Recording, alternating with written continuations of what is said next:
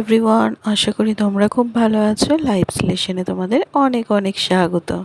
আজ বৃহস্পতিবার সারাটা দিন কি করছি না করছি সবটাই তোমাদের সাথে শেয়ার করতে থাকবো। তো পুরো ভিডিওটা দেখতে থাকো, আশা করি ভালো লাগবে।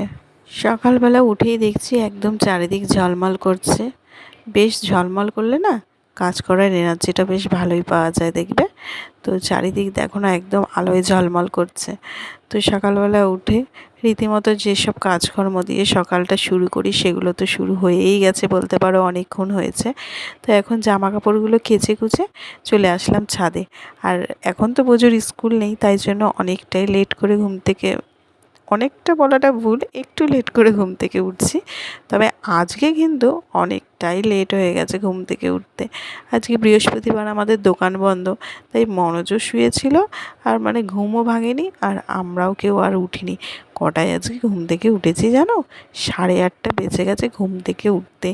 যখন মোবাইলটা মানে অন করে দেখছি টাইমটা, তখন বাজে 8:23।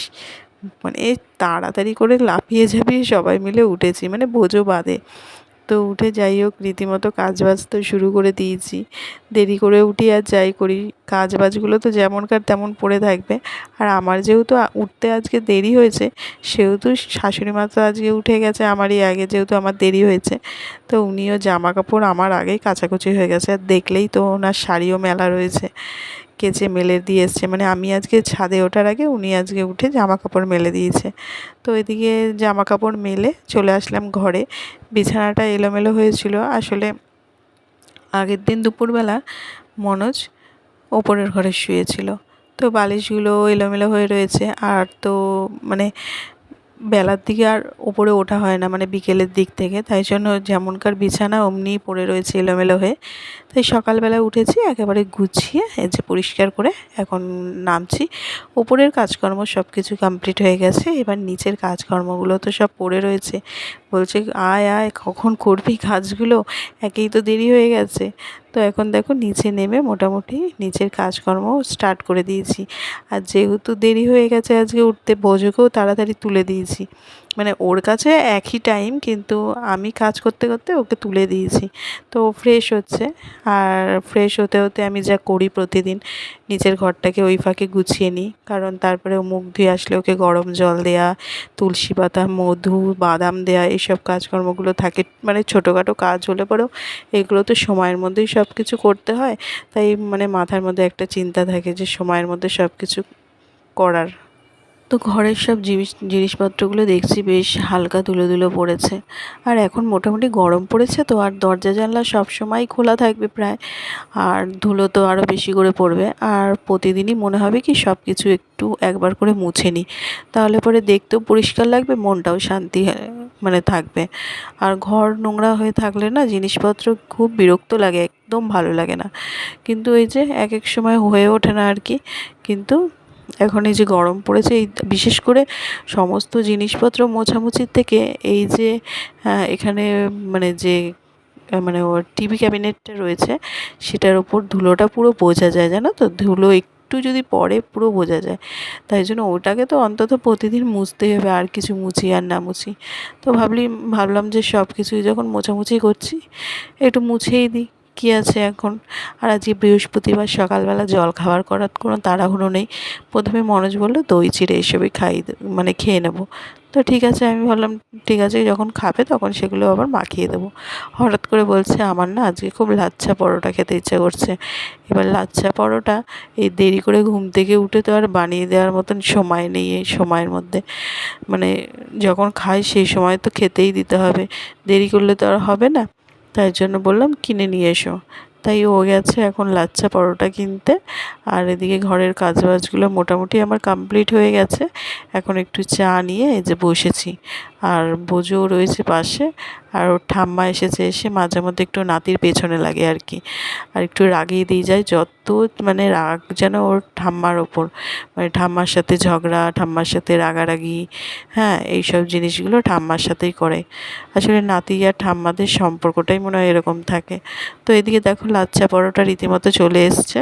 তো এবার মনোজের খাবারটা বেড়ে নিচ্ছি। লাচ্ছা পরোটা না পোড়া পরোটা সেটা আর বোঝা যাচ্ছে না, এত মানে লাল করে পোড়া পোড়া করে ভেজেছে।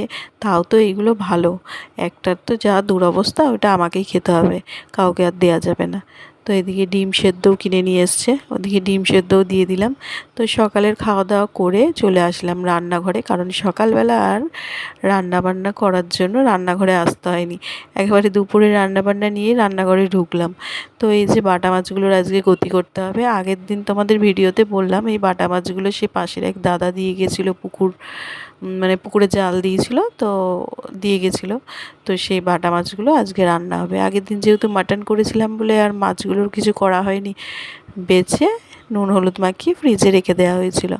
তো আজকে এই বাটা মাছের ঝোল করব। আমাদের বাড়িতে বাটা মাছের ঝোলটাই হয়, আর এখন তো ডাঁটা একদম অ্যাভেলেবেল, সজনে ডাঁটা বলো নাজনে ডাঁটা বলো, তবে এগুলো কিন্তু নাজনে ডাঁটা, আমাদের বাড়িতে সজনে ডাঁটা গাছ নেই, নাজনে ডাঁটা গাছ আছে। তো নাজনে ডাঁটা আলু দিয়ে বাটা মাছের হচ্ছে এখন একদম পাতলা করে, একদম গরমের পুষ্টিকর খাবার ঝোল। তো দিয়ে তরকারিটা তো হয়ে গেছে, আর এখানে করেছি হচ্ছে আমের চাটনি, একদম ধোয়া উঠছে, গরম রয়েছে। আর করব হচ্ছে এঁচোড় চিংড়ি। তো এঁচোড়টা এখানে সেদ্ধ করা রয়েছে, মশলাটা কষাচ্ছি। আর চিংড়ি মাছের পরিমাণটা দেখো, মানে শাশুড়ি মা বলেছে আমি চিংড়ি মাছ খাবো না। তো আজকে বাজারে শ্বশুরমশাই গেছিলেন, তো যেহেতু উনি খাবেন না বলেছেন, শ্বশুরমশাই বলছে আমিও খাবো না। তাই জন্য আমাদের তিনজনের জন্য গুনে গুনে মনে হয় চিংড়ি মাছ নিয়ে এসছে কিনে। সেই নিয়ে তো কতক্ষণও এই নিয়ে হাসাহাসি হলো যে চিংড়ি মাছও গুনে গুনে নিয়ে এসেছে। এই নিয়ে যাই হোক, আমি শাশুড়ি মা আর মনোজ তিনজনে তো এটা ওটা বলা বলি করছিলাম আর হাসাহাসি করছিলাম। যাই হোক, তো অল্প স্বল্প রয়েছে, সেই দিয়ে চালিয়ে দেওয়া যাবে, অসুবিধা নেই। মাছ তো রয়েছে, মানে বাটা মাছ তো রয়েছে, অসুবিধা কিছু হবে না। তো চলো আগে মশলাটাকে ভালো করে কষিয়ে নিই, দেন তারপরে ইলিশ মাছ বলছি, এঁচোড় চিংড়িটা রান্না করব। তো দিয়ে মশলাটা প্রায় কষানো হয়ে গেছে, এবার এঁচোড়টাকে দিয়ে ভালো করে আবারও কষিয়ে নেব। তবে এঁচোড় যেমনই হোক না কেন, এঁচোড় চিংড়িটা বেশি ভালো লাগে। এঁচোড় শুধু করলে সেটাও আমার দারুণ লাগে, মানে এঁচোড়টা আমার দুর্দান্ত খেতে লাগে, সে যেমনই হোক। চর্বি দিয়ে রান্না করলেও ফাটাফাটি লাগে, মানে যেমনভাবে করে দিক তেমনই আমার কাছে ভীষণ ভালো লাগে। তো এখন আবার সন্ধেবেলা ফিরে আসলাম, দেখো একদম সাজুগুজু করে প্রায় রেডি হয়ে গেছি। তো বসেছিলাম বিকেল থেকে যে পড়তে আসবে, পড়াতে বসবো বলে, কিন্তু আজকেই কেউ পড়তে আসেনি। তো হঠাৎ করে পড়তে আসেনি যখন, মনোজ বলছে চলো, অনেক দিন মাসি বাড়ি যাওয়া হয় না বাঁশবেড়িয়ায়। তো চলে আসলাম মাসি বাড়ি, মানে প্রথম মেজো মাসির বাড়ি গেছিলাম, সেখান থেকে মেজো মাসির এই যে নাতনি ছোট পুচকে একদম দুষ্টুর শিরোমণি, তাকে নিয়ে চলে আসলাম ছোটো মাসি শাশুড়ির বাড়িতে। আসলে এগুলো আমার সব মানে মাসি শাশুড়ি, কিন্তু খুব একটা শাশুড়ি বলে মনে হয় না, মনে হয় নিজেরই মাসি। আসলে মানে সম্পর্কটাই এরকম হয়ে গেছে আর কি। তো এখন সবাই মিলে এই যে গল্প সল্প হই হুল্লোড় চলছে পুচকেটাকে নিয়ে। আর বোজোর কী হয়েছে জানি না, মন মরা হয়ে এখানে এসে শুয়ে রয়েছে, কোনো এনার্জি নেই আজকে শরীরের মধ্যে। আর মনোজও এসে শুয়ে পড়েছে। তো এখন এই যে ছোট সদস্য আমাদের এখন নাচ করে দেখাচ্ছে, আর খানিকটা লজ্জাও পেয়ে যাচ্ছে। সবাই ঘিরে ওকে দেখছে, তো তাই খানিকটা লজ্জাই পাচ্ছে, কিন্তু দারুণ সুন্দর নাচতে পারে। নিজেই মোবাইল দেখে দেখে টিভি দেখে দেখে নাচ তোলে। তো অনেকক্ষণ হয়েছে বাড়িও চলে এসেছি।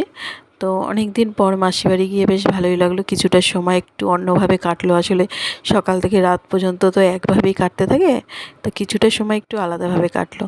তো চলো আজকের মতো ভিডিওটা এখানেই শেষ করছি। যদি ভালো লেগে থাকে অবশ্যই লাইক শেয়ার অ্যান্ড সাবস্ক্রাইব করে দিও। আর ভিডিওটা কেমন লাগলো অবশ্যই একটি কমেন্ট করে জানিও। আবারও ফিরে আসছি নতুন কোনো ব্লগের সঙ্গে, ততক্ষণের জন্য টাটা, বাই বাই।